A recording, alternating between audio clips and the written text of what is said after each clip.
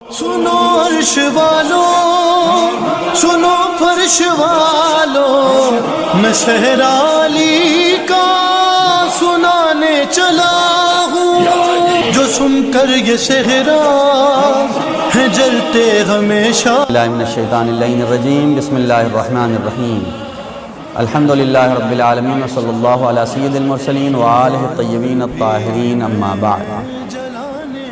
ازدواج امام علی و فاطمہ کے سلسلے کی یہ دوسری اور آخری کلپ۔ پہلی کلپ میں جیسا بیان ہوا کہ ایک آئیڈیل شادی تھی، اس شادی نے جو پیغامات دیے ہیں، آج کی کلپ کو اسٹارٹ کرنے میں سب سے پہلے ان پیغامات کو مختصراً بیان کر دوں۔ امام علی اور جناب فاطمہ کی شادی کا پہلا پیغام یہ ہے کہ جو ہمسر ہو اسے کف ہونا چاہیے، واقعی ہمسر ہونا چاہیے، جو شوہر ہے، جو زوجہ ہے، ہمسر ہونا چاہیے۔ 45 سال کا لڑکا 15 سال کی 20 سال کی لڑکی ڈھونڈتا ہے، یہ ہمسریت سے ہٹ کے۔ آج شادی کسی طریقے سے ہو سکتی ہے، پیسے کے دم پہ، پیسے کے زور پہ، لیکن کل جب اس رشتے میں خلل پڑے گا، پریشانیاں آئیں گی، تو پھر یہ نہ کہنا کیوں ہوا، استخارہ دکھا کے ہوا تھا۔ اس لیے کہ کفیت نہیں دیکھی گئی، ہمسریت نہیں دیکھی گئی۔ وہاں پہ ایسا ہی ہونا چاہیے، عمر کے مرحلے پہ، خود اسٹیٹس کے مرحلے پہ۔ اگر شوہر بالکل غریب ہے، جس کے گھر میں لکڑی پہ کھانا بنتا، میں مثال دے رہا ہوں، لکڑی پہ کھانا بنتا ہے، وہ ایک ملینر بلینر کے گھر سے لڑکی لے کے آئے اور پھر یہ لڑکی یہاں پہنچ کے کھانا بنانے سے انکار کر دے، تو پھر یہ نہ کہو لڑکی خراب ہے، آپ نے شادی صحیح نہیں کی تھی۔ کفیت دیکھنا چاہیے۔ دوسری چیز، ازدواج میں دستور الہی پہ بھی نظر ہو، پروردگار کیا کہتا ہے۔ اگر نہ سمجھ میں آئے، ہمارے یہاں بھی رواج ہے استخارے کا، لیکن استخارہ وہ ہو، وہاں پیغمبر اسلام پہ وہی آنی تھی تو وہ تو ٹھیک تھا۔ ہمارے استخارے کا مطلب استخارہ دکھائیں، یہ نہ ہو کہ میں نے استخارہ دکھایا تو منع آ گیا۔ ارے بھائی، اگر منع کرنا ہے تو سیدھا منع کر دیجئے۔ پیغمبر اسلام نے کچھ رشتوں کو تو سیدھا ہی منع کر دیا تھا، اس لیے کہ یہ اس قابل ہیں ہی نہیں کہ ان کے لیے کچھ پوچھا بھی جائے، انہیں منع کر دیا۔ ویسے ہی منع کر دیں، یہ نہیں کہ اللہ سے استخارہ دکھایا تھا تو یہ رشتے کی بنیاد بھی ایک جھوٹ پہ ہو گئی۔ بنیاد نہیں پڑی لیکن ایک جھوٹ تو ہو ہی گیا۔ تیسرا درس یہ تھا کہ واسطہ ہونا اچھی چیز ہے، کوئی اور رشتہ لے کے جائے لڑکے کا، ماں باپ بہن جیسے بھی جا رہے ہیں، لیکن اگر واسطے تمیزدار نہیں ہیں، لڑکا خود تمیزدار ہے تو لڑکا بھی رشتہ لے کے جا سکتا ہے۔ لیکن رشتہ لے کے کس کے پاس جانا ہے؟ امام علی جناب فاطمہ کے پاس نہیں گئے، امام علی باپ کے پاس گئے۔ ہمارے یہاں تو ڈائریکٹ بات کرنے لگتی ہیں، اور پھر بعد میں خلل ہوتا ہے، پریشانی ہوتی ہے۔ رشتہ لے کے باپ کے پاس امام علی گئے تھے، رسول کے پاس امام علی گئے تھے، جبکہ وہ بھی مومن، ادھر بھی مومنہ، لیکن اس کے باوجود رشتہ لے کے خود گئے اور باپ کے پاس گئے۔ یہ بھی اس شادی کا ایک درس ہے۔ ایک اور درس یہ ہے، چوتھا درس یہ کہ رضایت دونوں کی ہونی چاہیے، لڑکے کی بھی رضایت ہو، لڑکی کی بھی رضایت ہو۔ زبردستی شادی نہیں ہوتی ہے۔ پیغمبر اسلام نے امام علی کے علاوہ کوئی کوفو تھا ہی نہیں۔ رسول نے کہا علی اگر آپ نہ ہوتے تو فاطمہ کا کوئی کوفو نہیں تھا۔ علی کا رشتہ آیا تھا، فاطمہ سے پوچھنے کی ضرورت کیا ہے؟ لیکن رسول پوچھ کے بتا رہے ہیں کوفو ہیں، لیکن فاطمہ سے پوچھے بغیر شادی نہیں ہوگی۔ تمہارے یہاں جب پیغام آئے تو لڑکی سے پوچھنا فلاں کا رشتہ آیا ہے، راضی ہو یا راضی نہیں ہو، زبردستی شادی نہیں کرنا، ورنہ پھر نتیجہ دیکھو گے۔ پانچویں چیز، خطبہ ازدواج بھی جس نے خطبہ دیا تھا، بہترین خطبہ دینے والا، بہترین نکاح پڑھنے والا، ایسے ہی سے خطبہ دلائیں، ایسے ہی سے نکاح پڑھوائیں جو اچھا ادا کرنے والا ہو، فصیح ہو، بلیغ ہو۔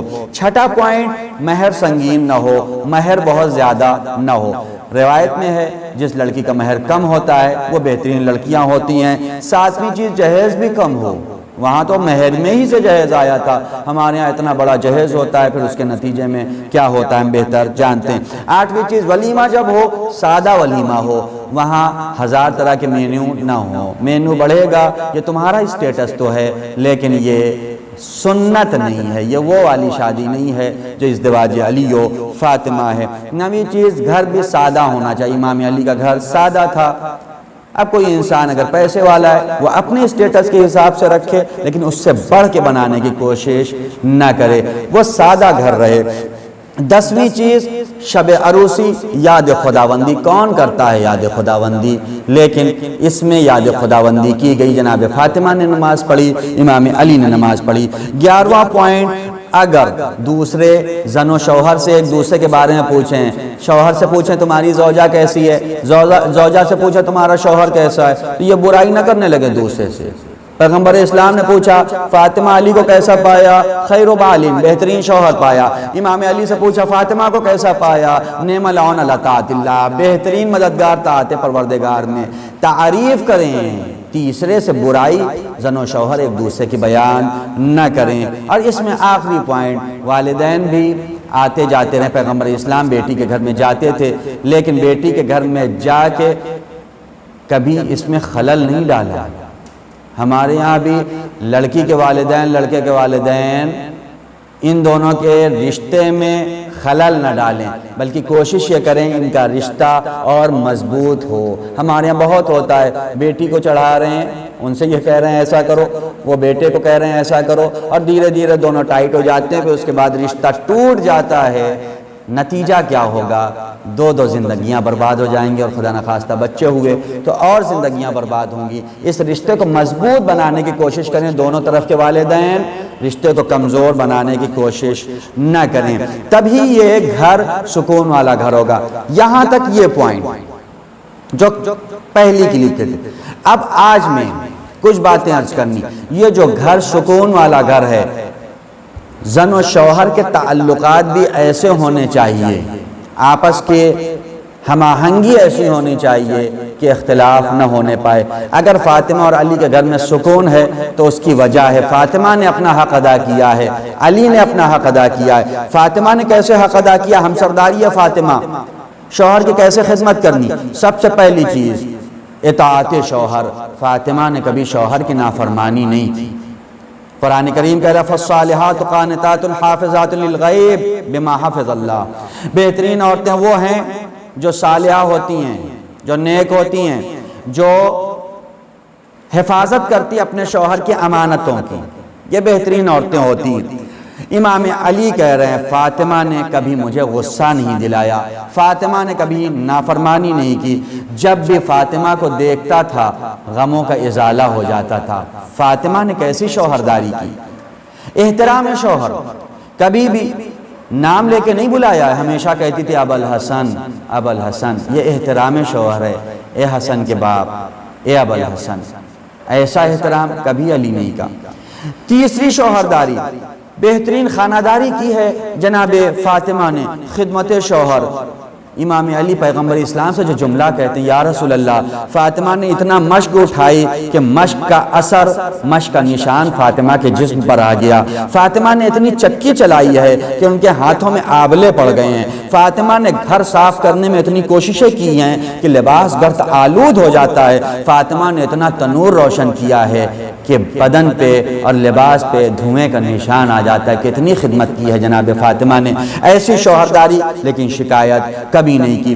چوتھی شوہرداری جناب فاطمہ کی، ہمیشہ قناعت کرتی تھی۔ دنیا کی تمام لڑکیوں سے قناعت کرو، قناعت کرو۔ فاطمہ کے گھر میں کچھ نہیں ہے، لیکن فاطمہ یہی کہتی تھی اے علی آپ نے سب کچھ دیا ہے، اے علی اس گھر میں سب کچھ ہے، ہمارے گھر میں سب کچھ رہتا ہے، لیکن عورتوں کی فرمائشیں ختم نہیں ہوتی ہیں، اور اسی کے نتیجے میں سکون نہیں ملتا۔ سکون ان مادیات میں نہیں ہے، ٹی وی، موبائل، فرنیچر، گھر، اس میں سکون نہیں ہے۔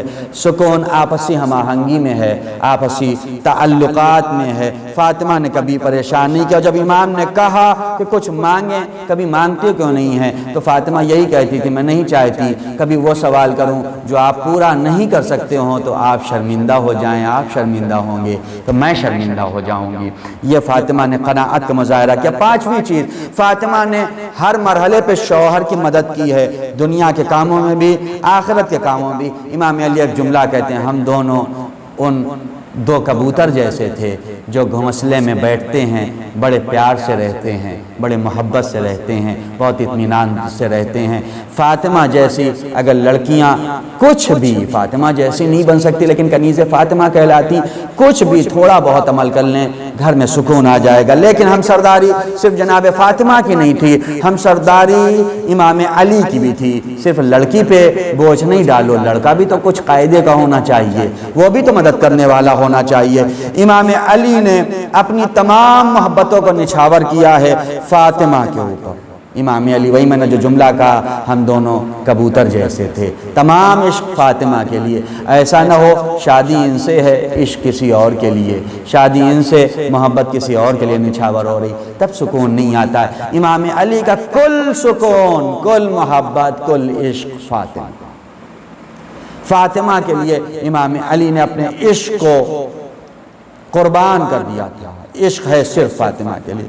دوسری ہم سرداری امام علی نے گھر میں مدد بھی کرتے تھے۔ ہمارے یہاں کبھی کوئی شوہر جھاڑو دے گا، سب یہی کہیں گے نہیں، وہ فارسی میں زنجلیل بولا جاتا ہے، اور گھر میں غلام، عورت کا غلام، ایسے ہمارے یہاں بہت سے محاورے ہیں۔ لیکن فاطمہ نے گھر میں امام علی نے گھر میں جھاڑو بھی لگایا، امام علی نے گیہوں بھی صاف کیا، امام علی نے دال بھی صاف کیا۔ روایت میں پیغمبر اسلام آئے، دیکھا امام علی دال صاف کر رہے ہیں، علی دال صاف کر رہے ہیں، یا رسول اللہ فاطمہ بہت تھک گئی تھی، میں فاطمہ کی مدد کر رہا ہوں۔ اے علی، پروردگار کے رحمت کے فرشتے تم پہ صلوات بھیج رہے ہیں جو تم گھر میں مدد کر رہے ہو۔ خدا کی قسم، جب کوئی شوہر گھر کے کام میں اپنی زوجہ کی مدد کرتا ہے، اللہ کے رحمت کے فرشتے اس پر صلوات بھیجتے ہیں، اس کے گناہ ویسے ہی ختم ہو جاتے ہیں جیسے انسان کے جسم سے جب وہ نہاتا ہے گندگی ختم ہوتی ہے۔